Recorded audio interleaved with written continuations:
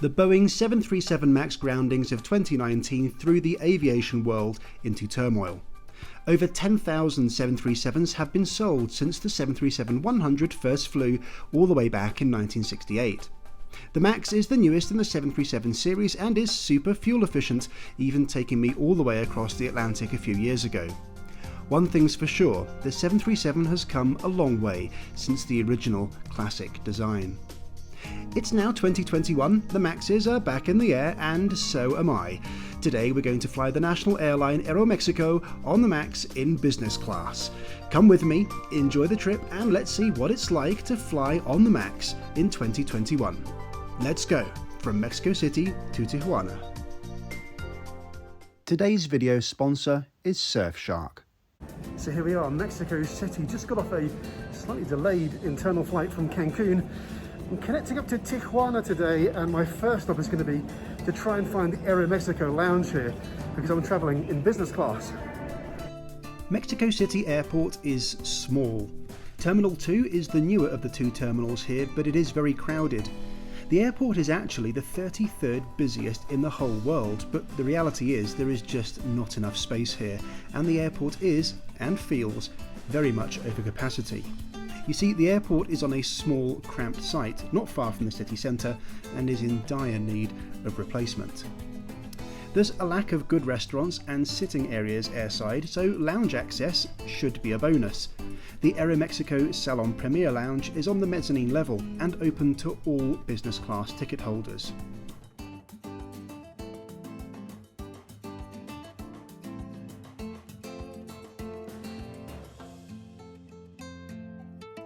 The trouble is, the lounge is really busy. I have been through Mexico City about 5 times now, and every time I've been, it's been like this. Crowded and just not that much better than the terminal, to be honest. Unfortunately, the catering options here are still limited. There's a full service bar, which is good, and cold drinks, which, being Mexico, will let you know about your poor life choices. But the food spread here was even worse than it was before COVID. That is all the food there was in the lounge.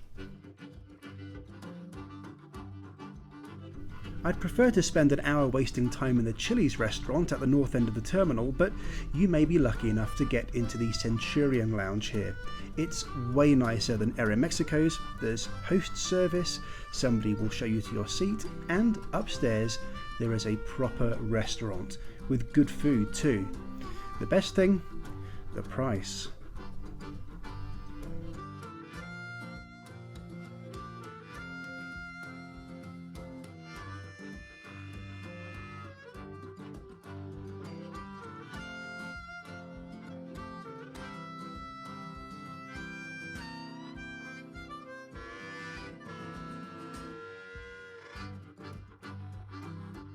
Today's flight is domestic and 3.5 hours long, and Aeromexico's website says that if you're flying for 3 hours or more domestically, you should get a hot or cold meal served on board in business class. Now, I've been on Twitter and social media, and people's experiences are not entirely consistent, so we'll see if I get fed my dinner on this flight.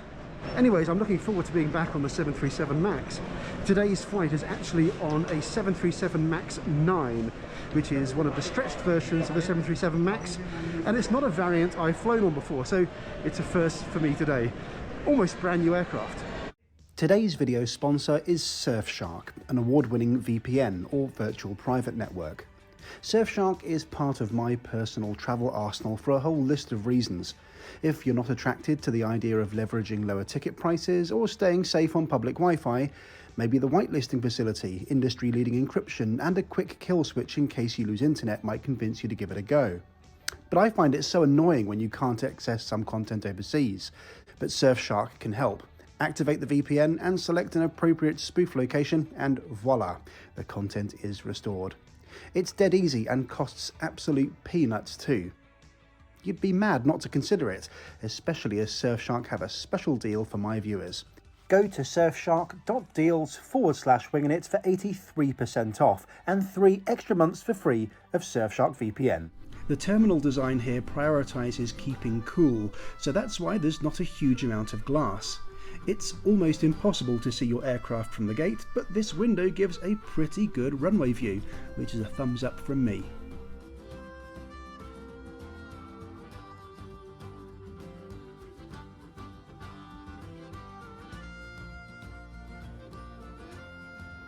I remarked this aircraft was almost brand new, but while it was delivered in July of this year, it was actually first flown by Boeing in 2019 and was subject to the grounding and pandemic slowdown, so perhaps not as new as I thought. The MAX 8 and 9 aircraft of Aeromexico have the same business class cabin, 16 seats in a 2-2 configuration in a smart, clean design. I really like the tidiness of the cabin and think this looks fab.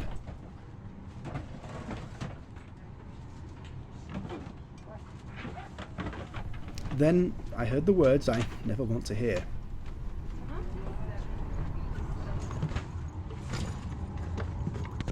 Do you prefer a window or do you mind switching with an aisle? I prefer a window if that's No right, problem. sorry. Yeah, you're good. While I was figuring out exactly what these storage pouches are for, can anyone help with that, by the way? I noticed something that really shouldn't have been at my seat. That's a shame really, as the rest of the cabin was absolutely spotless. If you board here at Terminal 2 in Mexico City, you should really check out the police hangar with some awesome Boeing 727s painted like police vehicles.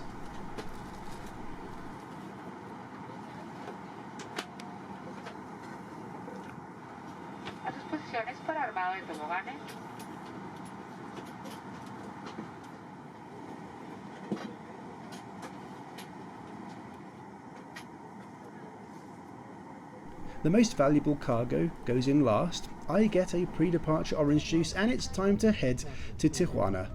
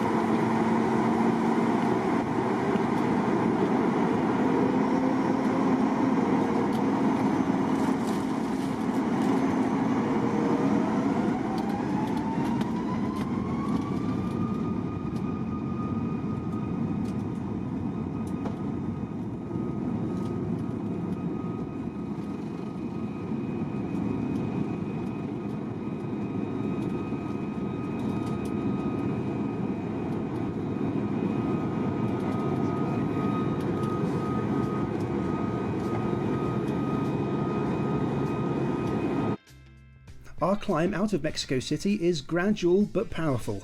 The airport is over 7,000 feet above sea level, and the air is thinner here, which degrades engine performance. As we climb, we're treated to some wonderful evening views of the area. We benefit from a pretty direct routing today, and our flight will take 3 hours and 6 minutes to travel the 1,429 miles up to Tijuana. Aeromexico's 737s all have Wi-Fi, but here's the rub. I flew in from Cancun earlier on a -800 type and bought a whole day pass for Aeromexico Wi-Fi. The problem is the -800s use GoGo as the provider, and the Maxes use Viasat, so I couldn't actually use my pass. nowhere is this explained to the customer, and I think that's pretty poor. What's not poor, however, is the seat. With 21 inches of width and 38 inches of pitch, this is a solid product for a 3-hour domestic hop.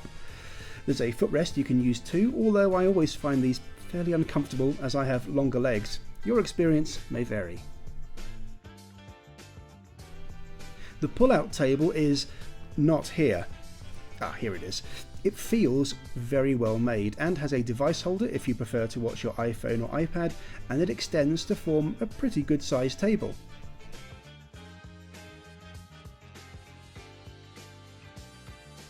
In the center console is where you'll find a little extra storage, the remote control for the screen, and the headphone and charge point. There's also a healthy amount of recline in these seats too. Overall, I found them really comfortable, firm but supportive, and yes, the screens tilt if the person in front of you reclines. Someone needs to explain to me the global conspiracy of having the Big Bang Theory on every single airline's entertainment system, and even worse, its horrid spin-off. Yuck.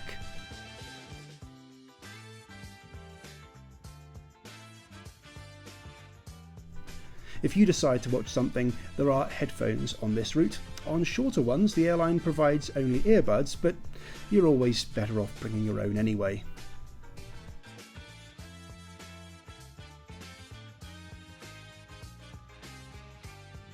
And now for the moment of truth, meal service.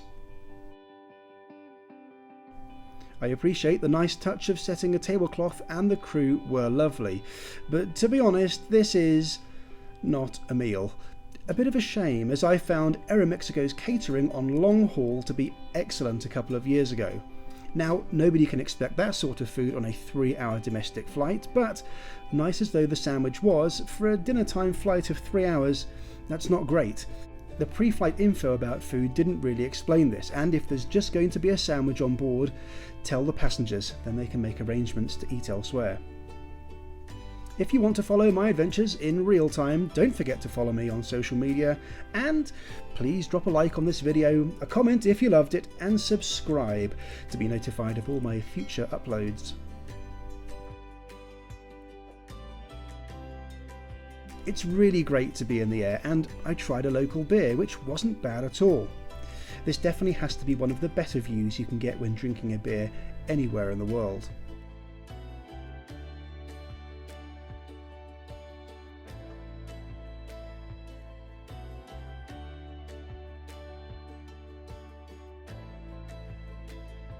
During my time in Mexico, I've flown several times on the MAX. The others were all in economy, shock horror, and I can tell you the economy cabin is super smart too. And of course, the best seats to pick are the ones with the excellent legroom at the front bulkhead in Aeromexico Plus, or down at the emergency exits.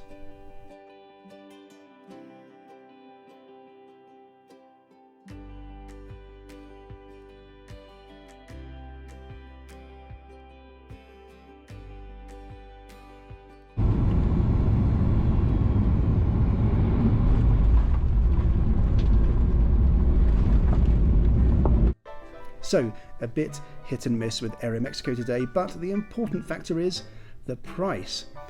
This ticket was for 5 hours of flying, Cancun to Mexico City to Tijuana, and it only cost me £186 one way, about $250 or 5,100 Mexican pesos. Aeromexico is not the world's greatest airline and doesn't pretend to be, but that sort of fare is very reasonable. They could probably do a lot better with managing passenger expectations with food and Wi-Fi, but overall I think £186 is fair value for what I got. A journey from one end of Mexico to the other, in comfort and with sandwiches and a beer. Don't forget to visit surfshark.deals/wingin for 83% off and 3 extra months for free of Surfshark VPN. Thanks for watching, and see you next time, where you'll need to tune in to see what I made of Mexico's big budget carriers. Bye for now.